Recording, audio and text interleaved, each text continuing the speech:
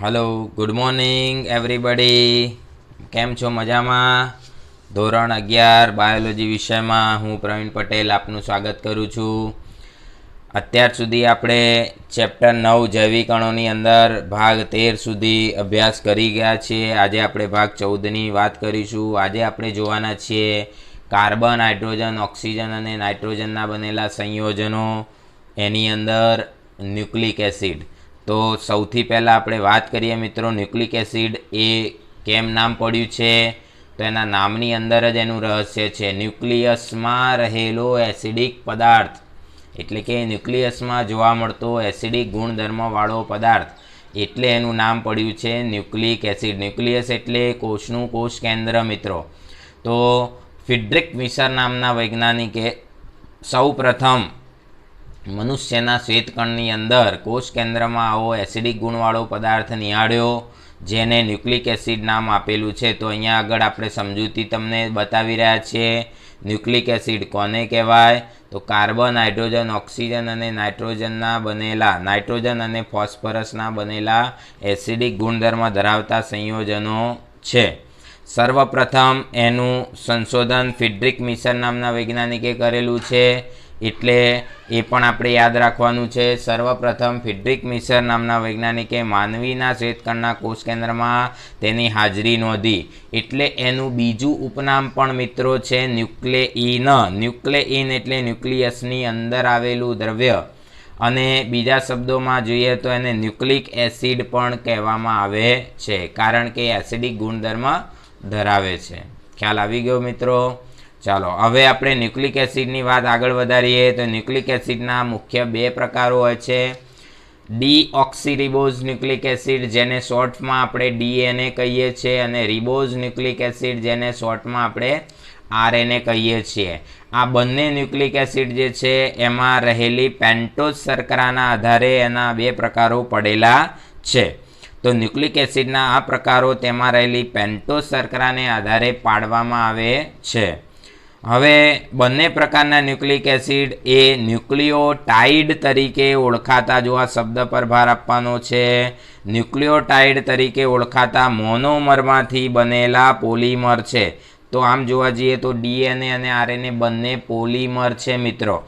પોલિમરનો અર્થ તમને આગળ પણ સમજાવેલો છે કે જેની રચનામાં એક કરતાં વધુ એકમો પુનરાવર્તિત થતા હોય અને એકબીજા સાથે જોડાઈને શૃંખલા બનાવતા હોય, તેને પોલિમર કહેવાય. આપણે શર્કરાના પોલિમરની વાત કરીએ તો પોલિસેકેરાઇડ નામ આપીશું, એમિનો એસિડના પોલિમરની વાત કરીએ તો પોલીપેપ્ટાઇડ નામ આપીશું. બસ એ જ રીતે ન્યુક્લિયોટાઇડના પોલિમરને આપણે પોલીન્યુક્લિયોટાઇડ શૃંખલા, અહીંયા આગળ આપણે પોલીન્યુક્લિયોટાઇડ શૃંખલા કહીશું.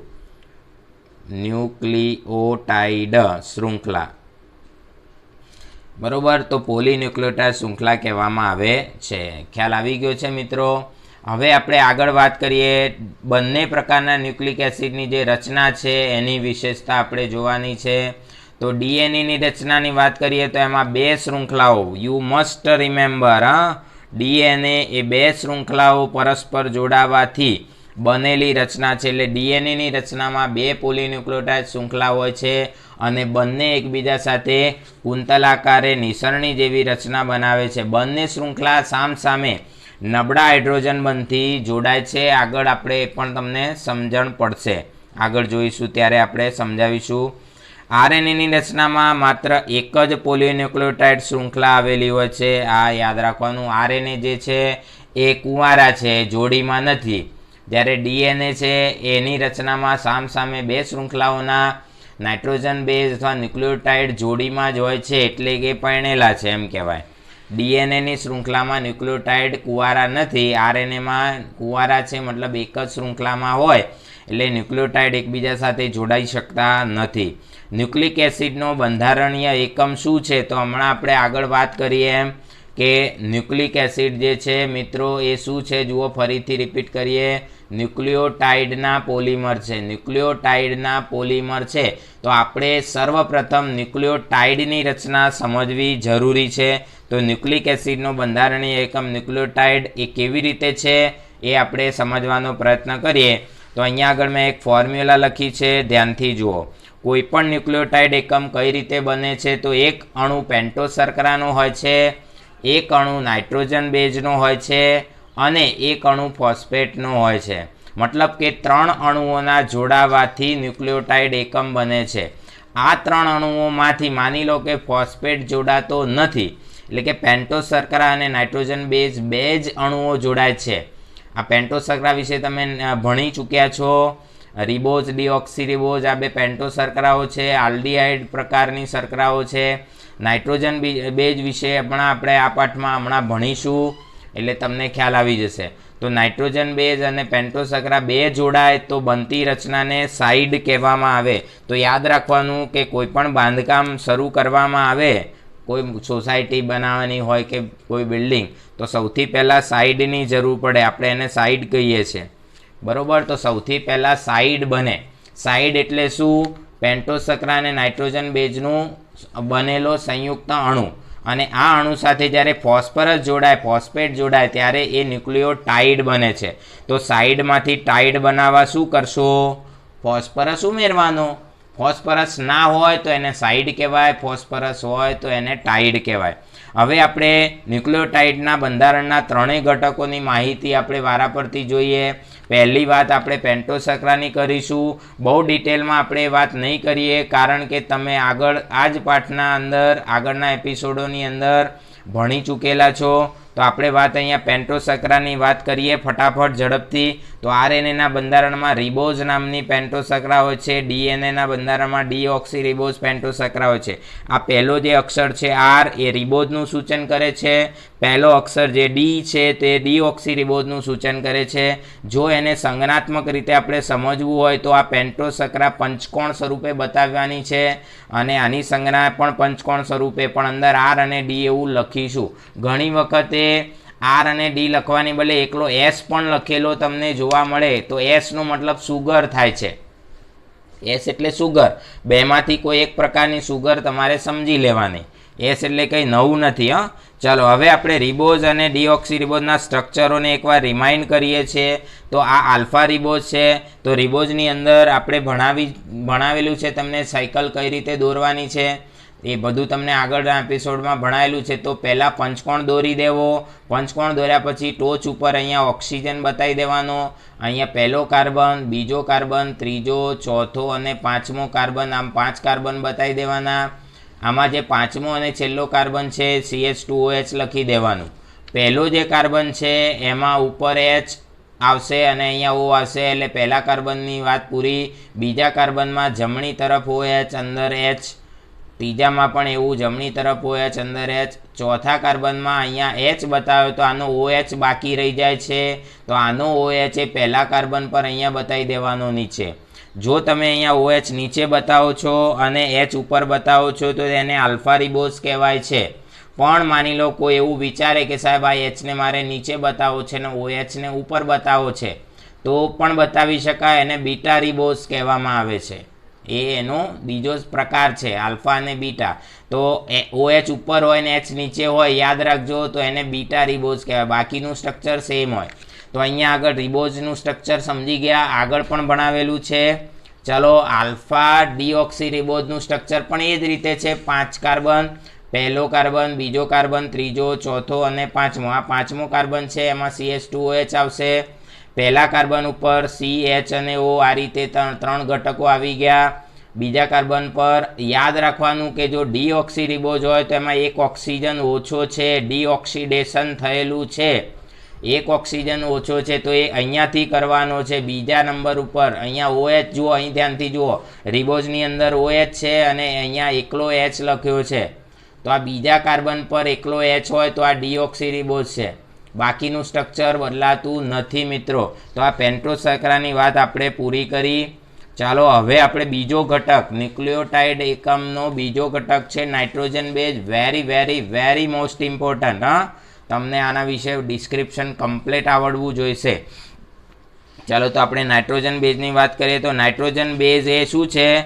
તો બેઝિક ગુણધર્મવાળા અને ચક્રીય સંયોજનો છે. બેઝ નામ આપ્યું છે એનો મતલબ એમાં થોડો બેઝિક ગુણ છે અને ચક્રીય રચનાવાળા સંયોજનો છે. એના 2 પ્રકારો પાડવામાં આવે છે, પ્યુરિન અને પિરિમિડિન.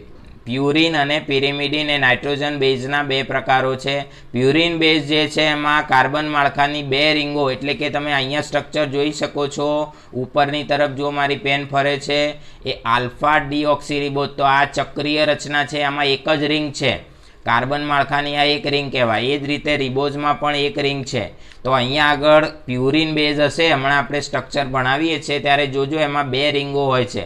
અને પિરિમિડિનમાં એક જ રિંગ તમને ખાસ જોવા મળતી હોય છે. પ્યુરિન બેઝના ઉદાહરણ છે એડિનિન, ગ્વાનિન, અને પિરિમિડિન બેઝના ઉદાહરણ છે સાઇટોસિન, થાઇમિન અને યુરેસિલ. હવે આ યાદ ન રહે તો યાદ રાખવા માટે તમારે ગીત બનાવી દેવાનું. આપણને ખબર જ છે કે પિક્ચરના ગીતો હોય, નવું ગીત બહાર પડે તો આપણને બધું યાદ રહી જતું હોય, જે યાદ રાખવાનું નથી. ખરેખર એ કચરો છે, આપણા મગજમાં ખોટો ભરીએ છે પણ ભરાઈ જાય છે, જરૂર નથી તેમ છતાં. તો આ જે વસ્તુ છે ઇમ્પોર્ટન્ટ વસ્તુ છે પરીક્ષા માટે, તો એને ગીત સ્વરૂપે યાદ રાખવાની. ગીત આવું કંઈક ગાવાનો ટ્રાય કરવાનો, એક જ વાક્યનું ગીત. એડિનિન, ગ્વાનિન, સાઇટોસિન, થાઇમિન અને uracil. Adenine, guanine, cytosine, thiamine અને યુરેસિલ.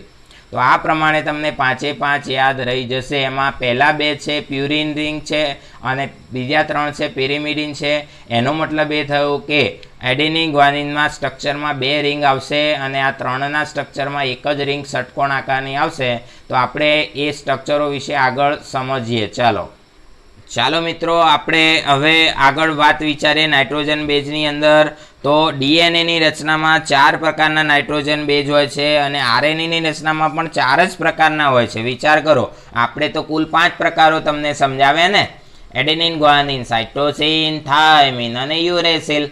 તો આ 5 છે. તો અહીંયા કેમ એવું લખ્યું કે ડીએનએની રચનામાં માત્ર 4 જ હોય? તો આ યાદ જ રાખવાનું છે કે આ 4 જે નાઇટ્રોજન બેઝ છે એ ડીએનએમાં છે અને એવી જ રીતે આરએનએમાં પણ 4 છે. એનો મતલબ કે અહીંયા આગળ કોઈ એકાદો નાઇટ્રોજન બેઝ એ પૂરક અથવા તો ઓપ્શનલ હોય છે, બરોબર. એ નાઇટ્રોજન બેઝ છે પિરિમિડિન પ્રકારના, જે છેલ્લા બે છે ને, થાઇમિન અને યુરેસિલ, એમની વચ્ચે દુશ્મનાવટ છે. એટલે કે ગમે ત્યારે એક જ હાજર રહે, બે કોઈ દિવસ હાજર જ ના રહે. એટલે ડીએનએમાં જો થાઇમિન હોય તો આરએનએમાં થાઇમિન હોય જ નહીં. સોરી, ડીએનએમાં થાઇમિન હોય તો ડીએનએમાં ક્યારેય યુરેસિલ હોય જ નહીં. ખ્યાલ આવ્યો? તો તમારે યાદ રાખવાનું છે ડીએનએની રચનામાં પ્યુરિન બે છે, એડેનિન, ગ્વાનિન, એ તો ડીએનએ આરએનએ બંનેમાં હોય જ છે મિત્રો. પિરિમિડિનની અંદર આ ખાસ જોવાનું છે, ડીએનએ હોય તો થાઇમિન હશે અને સાઇટોસિન પણ. મતલબ એ થયો કે એડેનિન, ગ્વાનિન, સાઇટોસિન, જે આપણે શરૂઆતના 3 છે ને, એડેનિન, ગ્વાનિન, સાઇટોસિન, એ બંનેમાં હોય. એવું પણ આપણે ગીત બનાવી દેવાનું, યાદ રહી જાય. એડેનિન, ગ્વાનિન, સાઇટોસિન બંનેમાં હોય, એટલે કે ડીએનએ આરએનએ બંનેમાં હોય. એડેનિન, ગ્વાનિન, સાઇટોસિન બંનેમાં હોય. થાઇમિન એ ડીએનએમાં, યુરેસિલ એ આરએનએમાં. થાઇમિન એ ડીએનએમાં, યુરેસિલ એ આરએનએમાં. એટલે એમ નોંધ લખી છે, એ નોંધ ઉપર પણ ફોકસ કરો કે ડીએનએની રચનામાં યુરેસિલ ક્યારેય હોતો નથી. Never, never, never. આરએનએની રચનાની વાત કરીએ મિત્રો, તો આરએનએની રચનામાં પણ એ જ રીતે એડેનિન, ગ્વાનિન, સાઇટોસિન બંનેમાં હોય. એટલે એડેનિન, ગ્વાનિન, સાઇટોસિન તો આરએનએમાં પણ છે, પણ શું નથી? તો થાઇમિન નથી, એની બદલે યુરેસિલ છે મિત્રો. તો અહીંયા થાઇમિન અને યુરેસિલ એકબીજાના પ્રતિપૂરક કહેવાય, એકબીજાના પ્રતિસ્પર્ધી છે. એટલે એકબીજા સાથે એમને દુશ્મનાવટનો એક સંબંધ છે. એટલે બંને ક્યારેય જોડે ના હોય. ડીએનએમાં માત્ર થાઇમિન હોય, આરએનએમાં યુરેસિલ હોય, એટલું જ યાદ રાખવાનું, બાકી તો બંનેમાં હોય જ છે. ડીએનએની રચનામાં આવેલા પ્યુરિન અને પિરિમિડિન પ્રકારના નાઇટ્રોજન બેઝ. જો ડીએનએની વાત આપણે હમણાં પણ કરી હતી કે એમાં 2 શૃંખલા હોય, અને 2 શૃંખલા હોય તો એક શૃંખલાનો પ્યુરિન બેઝ, ડાબી બાજુ માની લો કે પ્યુરિન બેઝ હોય તો જમણી બાજુ પિરિમિડિન બેઝ હોય. આપણે એક સીડી નિસરણીની વિચારણા કરીએ ધારો કે મિત્રો, તો નિસરણીની અંદર આપણે તમને અહીંયા સમજાવીએ છીએ, તમે જોઈ લો, સમજી શકો. આ રીતે માની લો કે આ એક પોલીન્યુક્લિયોટાઇડ શૃંખલા છે તમારી સામે, અને અહીંયા બીજી પોલીન્યુક્લિયોટાઇડ શૃંખલા છે. આવી 2 પોલીન્યુક્લિયોટાઇડ શૃંખલા ડીએનએમાં સામસામે હોય. આ શૃંખલામાં અહીંયા આગળ એડેનિન હોય, અહીંયા આગળ ગ્વાનિન હોય, અહીંયા સાઇટોસિન હોય અને અહીંયા થાઇમિન હોય. 4 લઈ લઈએ આપણે એક શૃંખલામાં. તો આ શૃંખલા જે છે એ મુખ્ય શૃંખલા છે, એની સામે એની પૂરક શૃંખલા કહેવાય. તો આ પૂરક શૃંખલાની અંદર એડેનિન સાથે જોડાણ કરી શકે માટે અહીંયા પ્યુરિન કહેવાય, એડેનિન એ પ્યુરિન છે, તો સામેની બાજુ કોઈક પિરિમિડિન બેઝ જ હોવો જોઈએ. પ્યુરિન અને પિરિમિડિન નર અને માદા જેવું છે.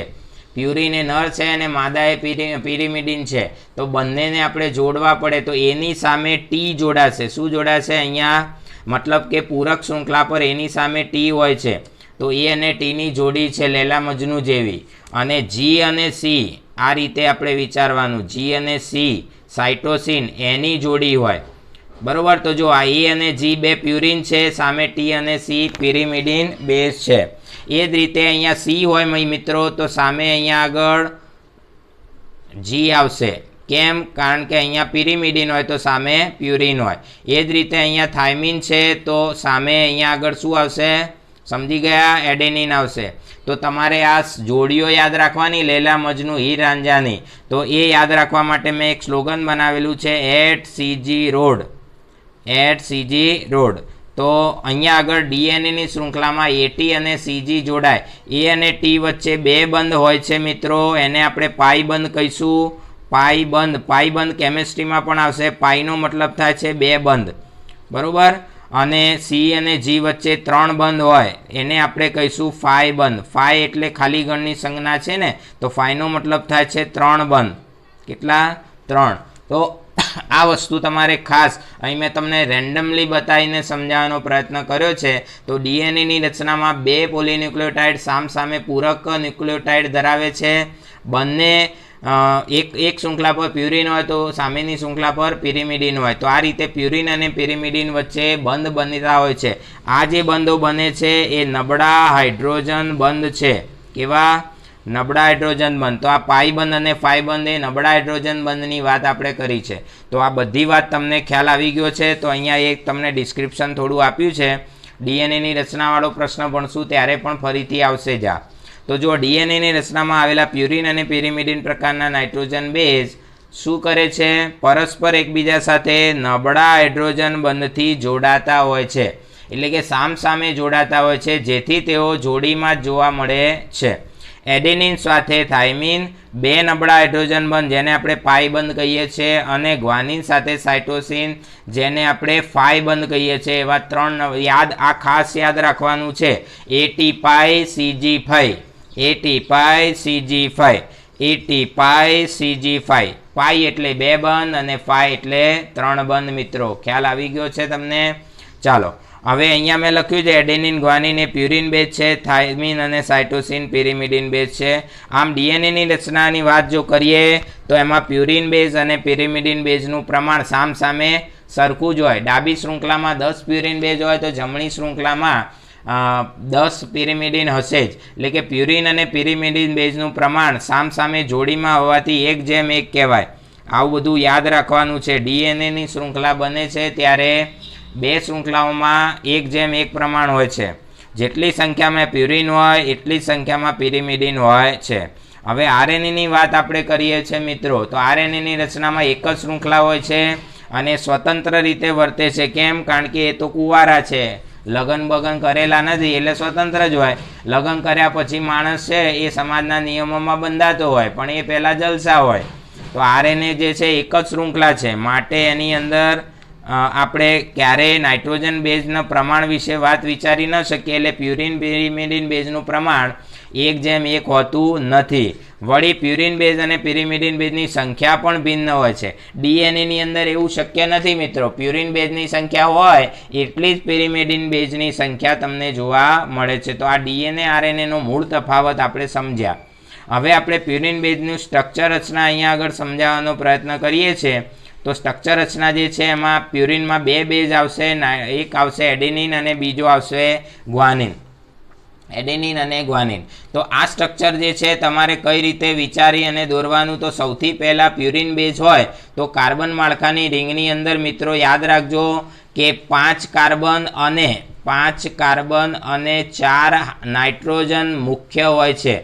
એટલે કે કુલ 9 પરમાણુ એની અંદર જોવા મળે છે. રિંગ બનાવવા માટે કુલ 9 પરમાણુની જરૂર પડતી હોય છે મિત્રો. ખ્યાલ આવે છે તમને? रिंग बनावा 9 परमाणु। हवे आ रिंग बनावानी छे कई रीते, तो तमारे अहींया आगळ रिंग बनावा माटे हूँ तमने थोड़ो आइडिया आपू छूं। तमे जोई शको छो कई रीते रिंग बनावीशुं आपणे। तो रिंग बनावा माटे तमारे एक षटकोण आ रीते विचारी लेवानो छे। तमे पेन्सिलथी दोरो एटले तमे आ रीते एक षटकोण दोरी दो अने बाजुमां आ रीते एक पंचकोण दोरी दो। तो एक षटकोण अने पंचकोण आ कार्बन माळखानी बे रिंगो थई गई, खबर पड़ी गई। हवे અહીંથી चालू करवानुं। अहींया C आवशे कार्बन, अहींया आगळ N आवशे नाइट्रोजन, अहींया आगळ C आवशे। એટલે કે વારા પરથી વારો તારા પછી મારો એમ CN CN CN કરે રાખવાનું। અહીંથી ચાલુ કરવાનું અને વિષમગળી દિશામાં ભ્રમણ કરવાનું। આ રીતે ફરવાનું, તમારે ફરીને પાછા આવવાનું। तो आमथी फरता फरता फरीने आम पाछा जईए तो जुओ CN CN पछी अहींया C, पाछो अहींया N देखाय छे ने बरोबर। अहींया आगळ C, पाछो अहींया N, अहींया आगळ C। तो आ रचना पूरी थई गई। तो गणी शको छो तमे परमाणुओ पण। हवे आपणे बंधनी वात ज्यारे करीए छीए त्यारे आ कार्बन अने आ कार्बन वच्चे हमेशा बे बंध करी ज देवाना मित्रों। प्यूरिन अंदर आ खासियत होय छे, अहींया बे बंध करी ज देवाना। अने आ कार्बन छे त्यां हाइड्रोजन तमारे जोड़ी ज देवानो। आ एक वस्तु तमारे फिक्स याद राखी लेवानी रहेशे, बरोबर। आटलू तो कॉमनली होय। हवे आपणे ज्यारे एडेनिन नी वात करीए छे त्यारे मित्रों आ जे कार्बन छे अहींया माथा उपर, हवे अहींया आगळथी नंबर आपवानुं शरू थाय એટલે 1 2 3 4 5 અને 6 आ रीते आ षटकोणनी 6 रिंगना 6 नंबर आ रीते अपाय 1 2 3 4 5 અને 6। અને આ બાજુ અહીંયા આગળ આ નાઇટ્રોજન છે 7મો, અહીંયા 8મો અને આ 9મો। તો આ પ્રમાણે તમારે નંબરિંગ આ તો વિચારીએ છે। તો એડેનિન હોય ત્યારે આ છઠ્ઠો જે છેલ્લો કાર્બન કહેવાય, આમ તો માળખાની અંદર પહેલો કહેવાય, અહીંથી ચાલુ કર્યું આપણે। પણ આ જે ષટકોણ છે એમાં છેલ્લો કાર્બન છે ત્યાં આગળ તમારે એડેનિન હોય તો NH2 જોડી દેવામાં આવે છે। એમિનો સમૂહ, એડેનિન એ એમિનો સમૂહ ધરાવે છે, એટલે એડેનિનનો પણ A અને એમિનોનો પણ A, જો બે મેચ થાય છે એટલે એડેનિન અને એમિનો એને મેચ કરીને અહીંયા NH2 જોડી દેવાનો। અહીંયા આગળ તમે NH2 જોડી દેશો એટલે અહીંયા આગળ એક બંધ દેખાય છે તમને। तो बंधों की संख्या जे छे आपणे विषमगળી दिशा में फरीने पूरी करिए। तो आ कार्बन माटे 1 2 3 अहींया आगळ 2 बंध करी दीए एटले केटला थई जाय जुओ गणी लो 4 बंध थई गया। याद राखवानुं कार्बन ए चतुर्भुजम 4 भुजा 4 बंध धरावे आजुबाजुमां, तो आपणे गणीने चेक करी लेवाना। अने नाइट्रोजन ए 3 बंध धरावतुं संयोजन छे एटले नाइट्रोजननी आजुबाजुमां पण चेक करो 1 2 ने 3 थई गया। ओके, हवे आ कार्बन अने आ नाइट्रोजननी वात आपणे विचारीए तो अहींया आगळ आपणे द्विबंध करीए, धारो के आम तो अहींया द्विबंध करीए तो शुं थशे, आ कार्बननी अंदर अहींया हजू एक बंध खूटशे। गणी लो, जुओ आ एक बंध, पछी आ 2 3 अने अहींया 4। तो अहींया आगळ तमारे हाइड्रोजन मूकी देवानो छे। शुं मूकी देवानुं छे तमारे मित्रों? हाइड्रोजन मूकी देवानो छे। ख्याल आवी गयो बधाने? चलो आ नाइट्रोजन की बात करें तो आ नाइट्रोजन में तो आ 1 2 ने 3 पूरा थी गया। अहींया आगळ 1 2 3 4 पूरा थी गया। आ नाइट्रोजन की बात करिए तो आनी अंदर अहींया आगळ एक आपणे हाइड्रोजन मूकी दईए, अहींया हाइड्रोजन मूकी दईए तो शुं थाय, आ 1 आ 2 अने आ 3 बंध थई गया। अने आ कार्बन अने आ नाइट्रोजन वच्चे अहींया 2 बंध करी देवाना। तो खासियत शुं थई, आ एडेनिननुं स्ट्रक्चर बनी गयुं, पती गई वार्ता। तो एडेनिना स्ट्रक्चर की पहली खासियत है छठ्ठा ऊपर एमिनो, पहला ऊपर कई नहीं, याद राखवानुं छे। आ छठ्ठा ऊपर एमिनो, पहला ऊपर એટલે પહેલો કાર્બ આપણે નાઇટ્રોજનને પહેલો નંબર આપ્યો છે, એના ઉપર કઈ નહીં અને બીજા ઉપર હાઇડ્રોજન। આ બાજુમાં 8મો અને 9મો ત્યાં આગળ હાઇડ્રોજન મૂકી દેવાના। તો આ રીતે સ્ટ્રક્ચર તમને યાદ રહી જશે। અહીંયા તમે જોશો તો અહીંયા 2 બંધ છે, અહીં 2 બંધ છે, અહીં 2 ઓલ્ટરનેટિંગ 2 બંધ છે અને પછી વચ્ચે એક બંધ એક બંધ એક બંધ। તો જુઓ 1 બંધ 2 બંધ 1 બંધ 2 બંધ 1 બંધ 2 બંધ, આ રીતે ઓલ્ટરનેટિવ છે। અહીંયા પણ એવું છે, અહીંથી આમ જોઈએ તો આ 1 બંધ 2 બંધ 1 બંધ, અહીંયા 2 બંધ ના આવે પછી એટલે અહીંયા નથી કરે, અહીંયા H મૂકી દીધો છે। તો આ એડેનિનનું સ્ટ્રક્ચર થઈ ગયું મિત્રો, ખબર પડી? ચાલો ગ્વાનિનનું સ્ટ્રક્ચર દોરવું હોય તો આ જ પ્રમાણે આપણે કામ કરીશું ફટાફટ। तो ग्वानिनना स्ट्रक्चर माटे पण आपणे शुं करीशुं, बोलो फटाफट। एक आपणे ग्वानिननुं स्ट्रक्चर दोरवुं, आ एडेनिन छे, एडेनिन। તો ગ્વાનિનના સ્ટ્રક્ચર માટે પણ આપણે એક ષટકોણ દોરવાનો છે આ રીતે અને એક પંચકોણ દોરવાનો છે આ રીતે મિત્રો.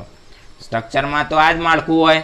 પછી આપણે લખવાની વાત તમને શીખવાડી છે એ જ પ્રમાણે અહીંયા આગળ આવશે કાર્બન, અહીંથી ચાલુ કરીએ, પછી વારા પડતી વારો ને તારા પછી મારો. એટલે કોણ કહે છે આવું? કાર્બન અને નાઇટ્રોજન. હું નહીં કહેતો.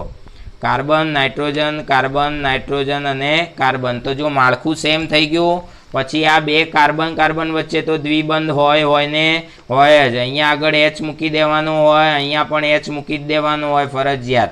બેમાં આ બાજુ જમણી બાજુની રિંગમાં તો કંઈ ફરક પડતો નથી, પણ ડાબી બાજુની રિંગ જે છે મિત્રો આમાં ફરક પડે છે.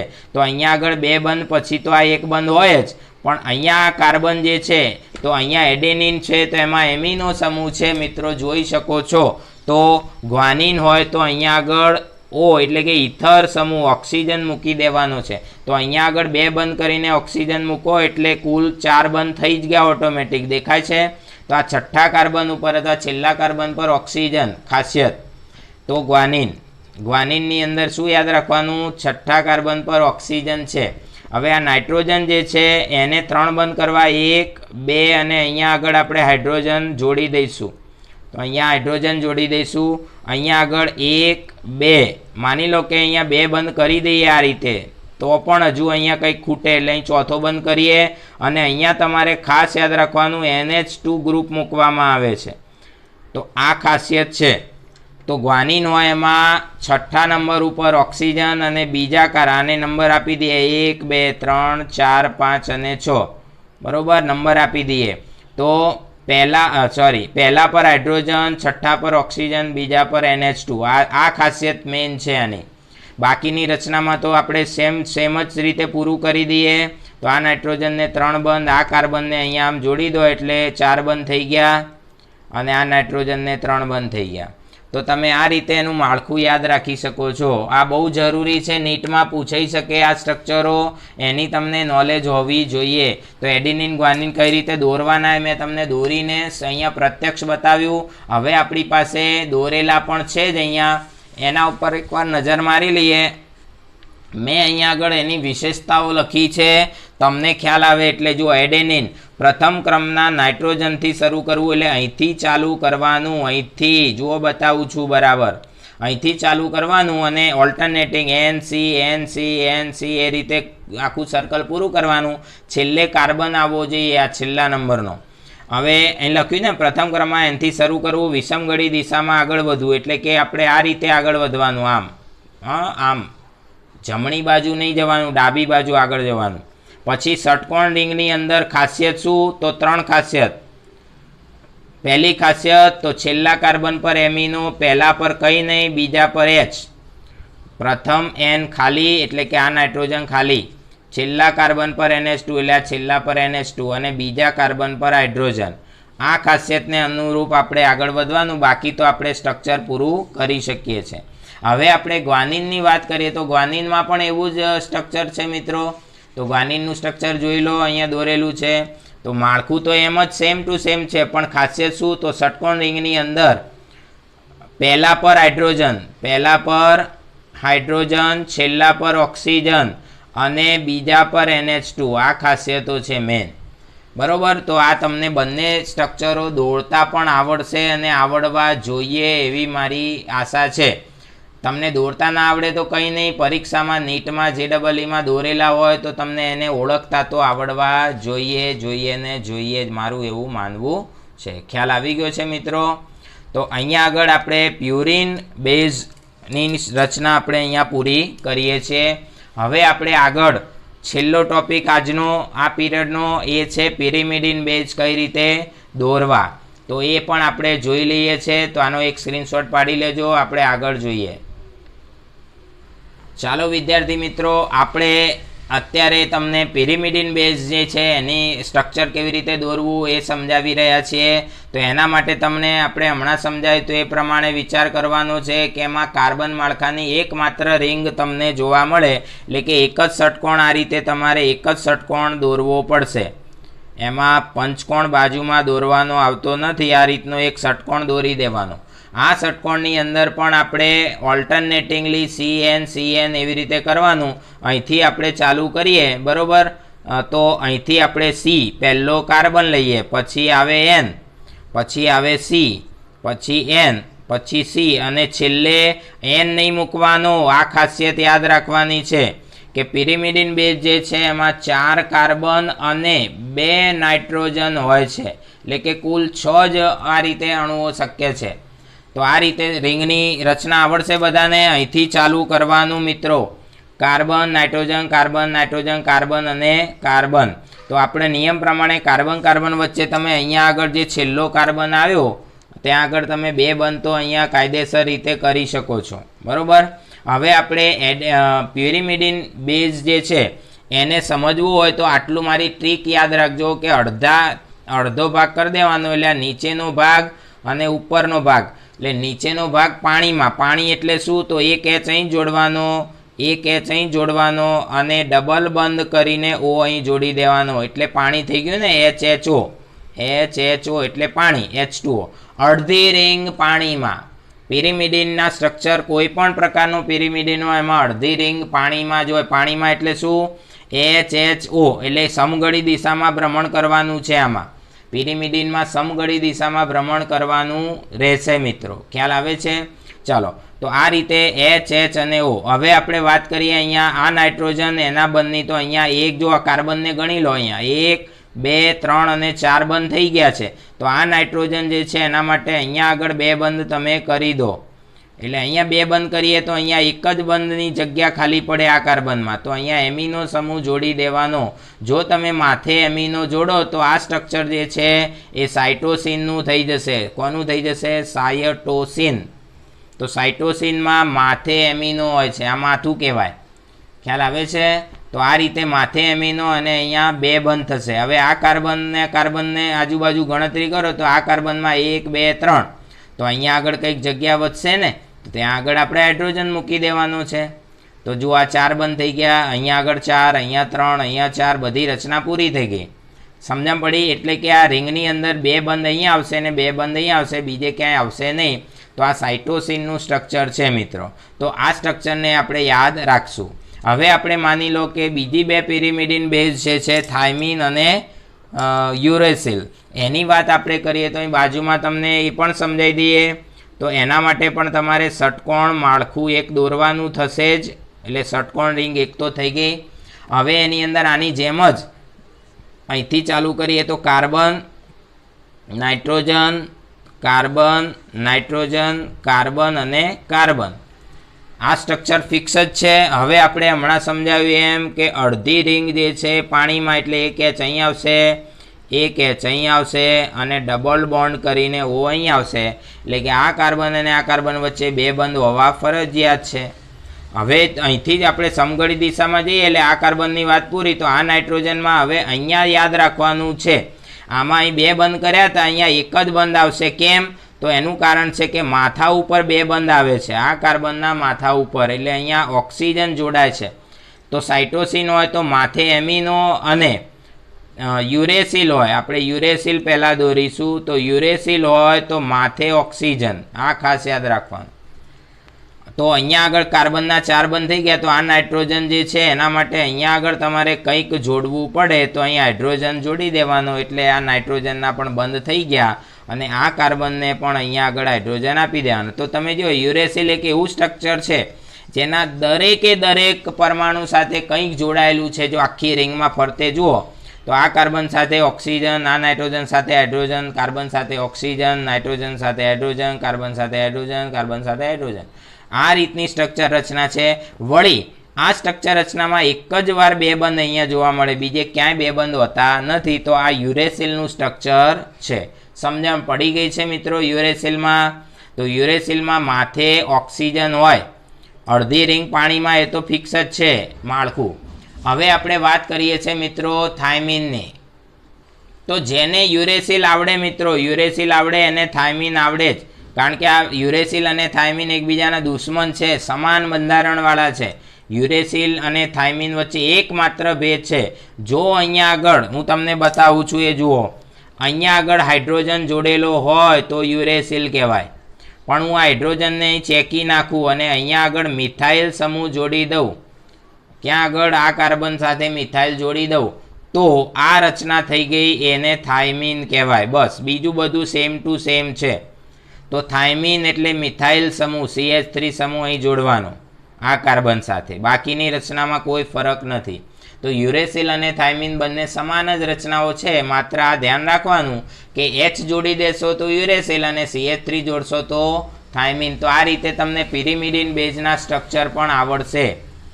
ખ્યાલ આવી ગયો છે. આપણે હવે દોરેલા સ્ટ્રક્ચરો છે એના પર ફોકસ કરીશું મિત્રો. તો અહીંયા આગળ આપણે દોરેલા સ્ટ્રક્ચરો છે, બરોબર, પિરિમિડિન બંધારણની વાત આપણે અહીંયા આગળ વિશેષ કરીને હવે સમજી લઈએ ફટાફટ. મેં દોરવું કઈ રીતે પણ લખ્યું છે. સમઘડી દિશામાં ભ્રમણ, આ રીતે ભ્રમણ કરવાનું. અડધું ચક્ર પાણીમાં, એટલે જો અહીંયા નીચેથી એક નંબર આપ્યો છે, 1 2 3 4 5 અને 6, આ નીચેથી નંબર આપ્યો છે, આ નાઇટ્રોજનથી ચાલુ કર્યું છે, બરોબર. તો અડધું ચક્ર પાણીમાં એટલે છઠ્ઠા કાર્બન પર H, પહેલા પર H અને બીજા પર ડબલ બોન્ડો. ટૂંકમાં તમને સમજાવ્યું એમ, નીચે H અને O સમઘડી દિશામાં ભ્રમણ કરીને લખી દેવાનું. હવે આગળ વધીએ તો ચોથા ક્રમ ઉપર, આ ચોથો એટલે ટોચ ઉપર, અહીં લખ્યું છે બાજુમાં ટોચે, બરોબર, ટોચે એમિનો સમૂહ મૂકવાનો છે અને ત્રીજા ક્રમનો નાઇટ્રોજન ખાલી ખમ હોય છે. હા, ત્રીજા ક્રમનો નાઇટ્રોજન એટલે આ નાઇટ્રોજન ખાલી હોય તો એ સાઇટોસિન કહેવાય. હવે આપણે થાઇમીન અને યુરેસિલની વાત એક સાથે જોઈએ. જુઓ, બંનેના સ્ટ્રક્ચરો સેમ જ દેખાશે તમને, ખાલી આમાં મિથાઇલ સમૂહ છે, આમાં હાઇડ્રોજન છે, બરોબર. તો આ બંને સ્ટ્રક્ચરમાં ટોચે ઓક્સિજન હાજર છે બંનેમાં, અને ને માત્ર ફરક શું છે, તો આ જે પાંચમા ક્રમનો કાર્બન છે ને એની ઉપર મિથાઇલ હોય તો એને થાઇમીન કહેવાય, અને પાંચમા ક્રમના કાર્બન ઉપર હાઇડ્રોજન હોય તો એને યુરેસિલ કહેવાય. ખ્યાલ આવે છે તમને? સ્ટ્રક્ચરો જોઈ લો, સરખા જ છે, દરેક ઉપર કંઈકનું કંઈક જોડાયેલું છે. સમઘડી દિશામાં ભ્રમણ, અડધું ચક્ર પાણીમાં, ચોથા ક્રમના કાર્બન ઉપર ઓક્સિજન, એ તો બધા બંનેમાં છે. પાંચમા ક્રમના કાર્બન ઉપર એટલે કે આ ક્રમ જે છે એમાં મિથાઇલ અને Hના આધારે એના પ્રકારો જુદા પડે છે. ખ્યાલ આવી ગયો છે મિત્રો? ચાલો આપણે આગળ હવે નવા મુદ્દાની વાત કરીએ છીએ. ન્યુક્લિયોટાઇડના બંધારણનો ત્રીજો અને છેલ્લો ઘટક એટલે ફોસ્ફરિક એસિડ અથવા ફોસ્ફેટ. તો ફોસ્ફરિક એસિડ એ ફોસ્ફેટ આયન સ્વરૂપે હોય છે, અને આ ફોસ્ફેટ આયન જે છે અહીં દોરીએ એ રીતે વચ્ચે ફોસ્ફરસ અને આજુબાજુમાં એને 5 સંયોજકતા હોવાથી 5 બંધ હોય, એમાં ચારે બાજુ ઓક્સિજન ઓક્સિજન અને ઓક્સિજન ઓક્સિજન આ રીતે જોડી દઈએ એટલે જો આ PO4 ફોસ્ફેટ થયું, અને એમાં H3 3 હાઇડ્રોજન જોડાયેલા હોય, એક અહીંયા આગળ જોડાયેલો હોય, એક અહીંયા જોડાયેલો હોય અને એક અહીંયા જોડાયેલો હોય. તો આ રીતે આ જે સ્ટ્રક્ચર દોર્યું એ ફોસ્ફરિક એસિડનું સ્ટ્રક્ચર કહી શકાય. તો આ પ્રમાણેનું સ્ટ્રક્ચર તમને જોવા મળે. એમાં 3 હાઇડ્રોજન જે છે એ જ્યારે જોડાતા હોય છે ત્યારે દૂર થઈ જતા હોય છે.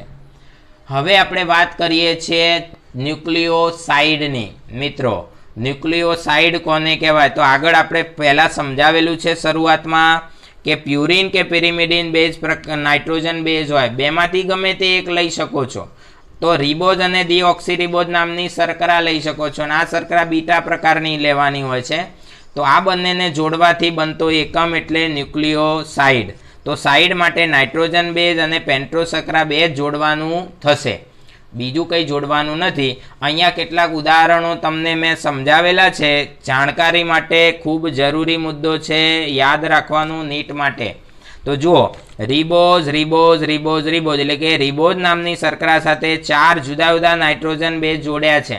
તો રિબોઝ સાથે એડેનિન જોડીએ તો એડેનોસાઇન નામ અપાય. રિબોઝ સાથે ગ્વાનિન જોડીએ તો ગ્વાનોસાઇન નામ અપાય. રિબોઝ સાથે સાઇટોસિન જોડીએ તો સાઇટિડીન નામ અપાય. અને રિબોઝ સાથે યુરેસિલ જોડીએ તો યુરિડીન નામ અપાય. હવે તમને અહીંયા યાદ રાખવા માટે જ આ સર્કલ કર્યું છે મેં કે રિબોઝ હોય તો યુરેસિલ જ લેવાનો, થાઇમીન નહીં લેવાનો. આગળ પણ સમજાવ્યું હતું તમને, બરોબર. તો એડેનિન ગ્વાનિન સાઇટોસિન થાઇમીન અને યુરેસિલ, એમાંથી એડેનિન ગ્વાનિન સાઇટોસિન તો બંનેમાં જ જોડાશે, રિબોઝ ડીઓક્સીરિબોઝ બંને સાથે. પણ યુરેસિલ એ રિબોઝ સાથે જોડાય અને થાઇમિન એ ડીઓક્સીરીબોઝ સાથે જોડાય છે. હવે આ જે નામ છે ને ભાઈ, એડેનોસાઇન, ગ્વાનોસાઇન, સાઇટિડીન, યુરિડીન, આને આપણે કહીશું ન્યુક્લિયોસાઇડ. શું કહીશું? આ બધા ન્યુક્લિયોસાઇડ છે. એ જ રીતે અહીંયા ડીઓક્સીરીબોઝ નામની શર્કરા સાથે એડેનિન જોડાય, ડીઓક્સીરીબોઝ વત્તા ગ્વાનિન, ડીઓક્સીરીબોઝ વત્તા સાઇટોસિન, ડીઓક્સીરીબોઝ વત્તા થાઇમિન. તો એના નામ એ જ રીતે ડીઓક્સી એડેનોસાઇન, ડીઓક્સી ગ્વાનોસાઇન, ડીઓક્સી સાઇટિડીન, ડીઓક્સી થાઇમિડીન નામ એની રીતે જ આપવામાં આવે છે. તો પેન્ટોઝ શર્કરા અને નાઇટ્રોજન બેઝ જોડવાના છે, તો આ 8 એ 8 નામ આવડવા જોઈએ. એડેનોસાઇન, ગ્વાનોસાઇન, સાઇટિડીન, યુરિડીન, ડીઓક્સી એડેનોસાઇન, ડીઓક્સી ગ્વાનોસાઇન, ડીઓક્સી સાઇટિડીન અને ડીઓક્સી થાઇમિડીન, આ બધા નામ તમને આવડવા જોઈએ. આ રીતનું બંધારણ તમારે મોઢે કરવાનું. પછી ચક્રીય બંધારણ આવડે એટલે તમે એની અંદરથી શોધ તો કરી શકશો. હવે અહીંયા લખ્યું છે છેલ્લે, પેન્ટોઝ શર્કરા વત્તા પ્યુરિન બેઝનું જોડાણ થાય તો કેવી રીતે થાય? આપણે ડીપમાં નથી વિચારતા, ખાલી તમને મોટું સમજાવીએ. તો પેન્ટોઝ શર્કરા અને પ્યુરિન બેઝ જ્યારે જોડાય છે ત્યારે પેન્ટોઝ શર્કરાનો પ્રથમ કાર્બન અને પ્યુરિન બેઝનો 9મો નાઇટ્રોજન જે છે એ એકલ બંધથી જોડાતા હોય છે, જેને આપણે સિગ્મા બંધથી જોડાણ થયું છે એવું કહી શકીએ.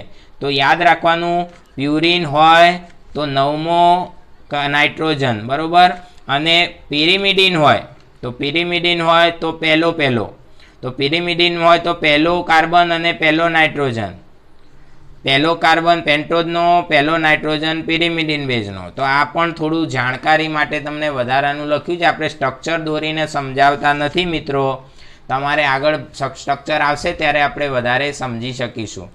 તો અહીંયા આગળ આપણે આજનું લેક્ચર પૂરું કરીએ છીએ. આશા છે કે તમને આ મુદ્દો સરળતાથી ફાવશે, પણ પ્રેક્ટિસ નહીં કરો તો આ મુદ્દો તમને નહીં જ આવડે. કારણ કે આ બંધારણીય સૂત્રો જે છે સમજવા, વારંવાર દોરવા અને પ્રેક્ટિસ કરવી જરૂરી છે. તમે મારો વિડીયો વારંવાર જોઈ રાખો, કઈ રીતે માળખા દોરવાના છે અને કઈ રીતે આજુબાજુના પરમાણુઓ સેટ કરવાના છે, બધું તમે રિપીટ કરી રાખો તો તમને આવડી જશે. આવતા પીરિયડની અંદર ન્યુક્લિયોસાઇડ પૂરું થઈ ગયા પછી આપણે ન્યુક્લિયોટાઇડ અને એની વાત કરીશું. તો આવતા પીરિયડમાં મળીશું. આશા છે કે બધાનું સ્વાસ્થ્ય સારું રહેશે અને કામ વગર તમે ઘરની બહાર નહીં નીકળો. પોતાને અને પરિવારની રક્ષા કરીશું અને ધ્યાન રાખીશું. તો આવતા પીરિયડમાં મળીશું. ત્યાં સુધી સર્વે મિત્રોને જય સ્વામિનારાયણ.